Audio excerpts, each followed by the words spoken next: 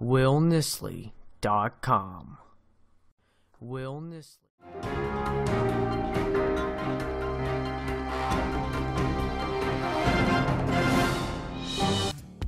It's great to have you watching CNN Student News on this Monday, March 2nd. I'm Carl Azuz. Hope you had a great weekend. First up, there was a march yesterday in the Russian capital, Moscow. It was supposed to have been led by a man named Boris Nemtsov, and it was supposed to have been held in opposition to Russia's policies concerning Ukraine. But Nemtsov, Russia's former deputy prime minister, was killed Friday night, so thousands used the event to remember and mourn him. Theories about the killing range far and wide. Nemtsov was a fierce critic of Russian President Vladimir Putin, so some are saying Nemtsov was targeted by the Putin administration or someone who supports it. A Russian government spokesman says the killing was meant to stir up political strife. Police are investigating if it was terrorism or related to Nemtsov's business activities, and Ukraine's president says Nemtsov was going to reveal information that would have been damaging to the Russian government. Next story today concerns the leader of Israel and a visit he's making this week to the U.S. Capitol. Right now, the Obama administration is negotiating with Iran over its controversial nuclear program. Iran says it's strictly for peaceful purposes. But Western countries have been concerned that Iran's trying to make a nuclear weapon, so they've imposed a number of sanctions, penalties on Iran. The Obama administration is considering lifting its sanctions if Iran promises it won't make a nuclear weapon and if it allows inspectors to make sure it doesn't. But Israel opposes the possible deal. It sees Iran as an enemy and thinks Iran will still try to make a nuclear weapon in secret. It supports new sanctions against Iran. The Obama administration says that could threaten the deal it's working on with Iran, and that's why there's controversy over a speech that Israeli Prime Minister Benjamin Netanyahu is giving in the U.S. on Tuesday. As Israeli Prime Minister Benjamin Netanyahu heads to the United States for a controversial visit, there are signs he may be trying to tone down the angry rhetoric between him and the Obama administration. During a visit to the Western Wall before leaving, he said he actually respects President Obama. And in a statement, he said, quote, "I believe in the strength of the relationship between Israel and the U.S. and in their strength to overcome differences of opinion, those that have been and those that will yet be." And from the White House, a similar sentiment the day before. Even the Prime Minister himself has said that the level of security cooperation between the Netanyahu administration and the Obama administration is unprecedented.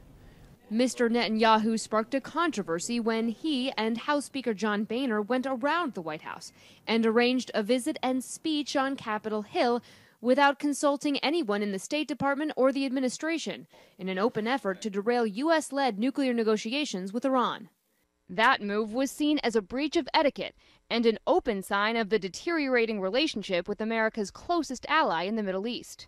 In the end, Prime Minister Netanyahu would not be coming to America.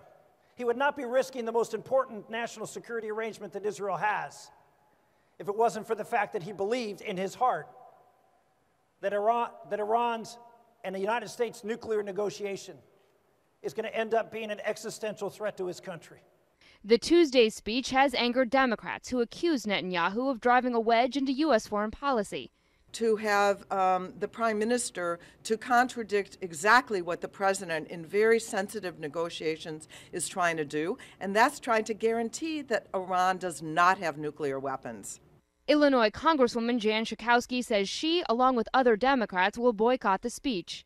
The Israeli leader will also speak to a conference hosted by the American pro-Israel group AIPAC on Monday morning, just before U.S. Ambassador to the UN Samantha Power offers her remarks. The two speeches may highlight the clash between the U.S. and Israel as they haggle over how to approach nuclear negotiations with Iran.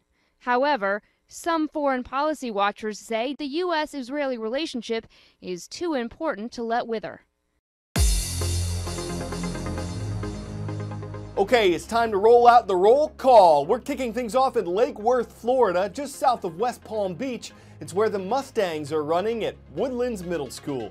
Grand Haven, Michigan's on the eastern shore of Lake Michigan. It's home to the Buccaneers of Grand Haven High School. And for the first time this year, we're visiting India on the roll call. The British school is in the Indian capital of New Delhi. U.S. Secretary of State John Kerry says the U.S.-led campaign to defeat the ISIS terrorist group is moving forward. But he says ground troops will be needed to defeat the terrorists in Syria. Secretary Kerry says they wouldn't be American combat troops, but the U.S. approach to ISIS has changed, and some lawmakers are wondering if U.S. boots will inevitably be on the ground.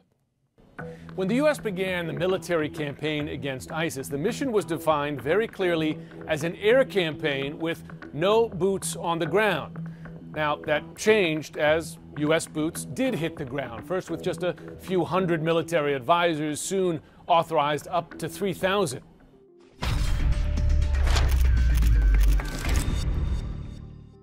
So the second definition of the mission became an air campaign with no combat troops, or no ground combat troops. None outside the major city centers of Erbil in the north and Baghdad in the central part of the country.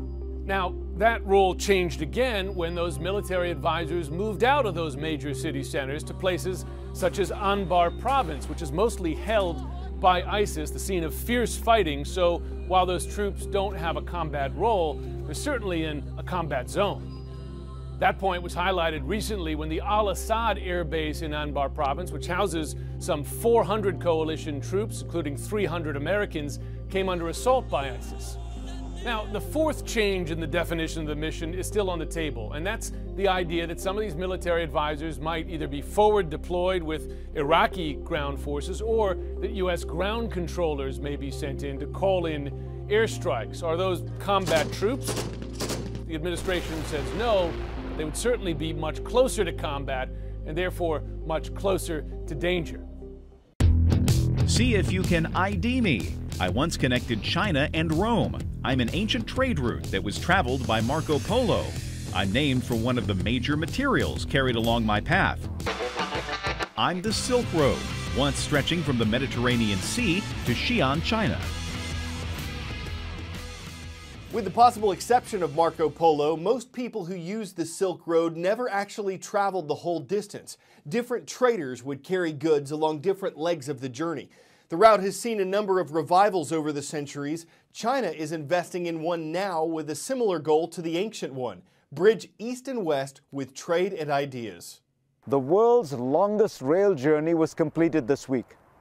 A Chinese cargo train finished its first trip from the town of Yiwu in China to Madrid. That means it passed through no fewer than 8 countries: China, Kazakhstan, Russia, Belarus, Poland, Germany, France, and Spain, according to Chinese state media. The journey was more than 8,000 miles each way, and each leg took roughly 3 weeks. To put that in perspective, the round-trip distance is equivalent to traveling between Los Angeles and New York approximately 6.5 times, or from LA to Sydney and back again. The direct link to the West has been called the 21st century Silk Road by Chinese officials. It isn't just this isolated route. Last year, Xi Jinping announced a $40 billion Silk Road fund to boost infrastructure that could link markets across Asia and beyond. It's officially the year of the sheep, or by some translations, the ram or the goat. But perhaps the silkworm would be more appropriate. My Twitter lit up Thursday night. People were asking me what color I thought this dress was. I saw blue and black, but some people see white and gold. It started with a photo of an $80 dress posted recently on social media. The colors you see in the photo comes down to how your eyes and brain process optical signals. So some will swear by blue and black, others white and gold. But that's just the photo that has this effect. The actual dress is actually blue and black, and everyone agrees. And because sales of it are up over 300%, according to the company, it does plan to make one in gold and white. So dressmakers will make a dress to dress the best dressed. Dress wearers want a dress, dressing up or dressing down, or just putting to dress the great dress debate, which is anything but black and white. I'm Carl Azuz for CNN Student News, and for the record, my tie is black and blue. You can subscribe to my channel right here. You can visit my website right down here.